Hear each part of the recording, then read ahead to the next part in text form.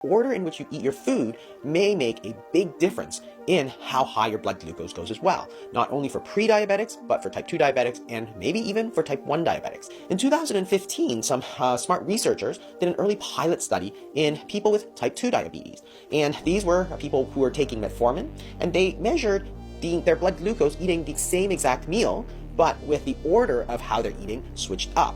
So they took 11 patients and they gave them, on the one hand, the carbohydrates first, and that was consisting of bread and orange juice, and then they would wait 10 minutes and then they would serve them the protein and fat, which was skinless chicken breast and vegetables, a salad with a vinaigrette and steamed broccoli.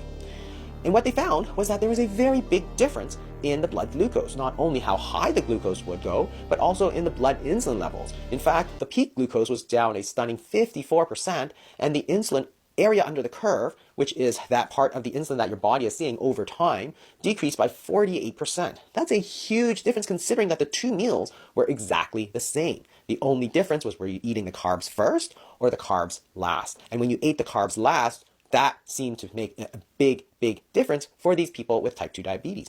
That has huge implications because you might not need so much medication, for example, by making a very simple switch and eating your proteins and fats up front. This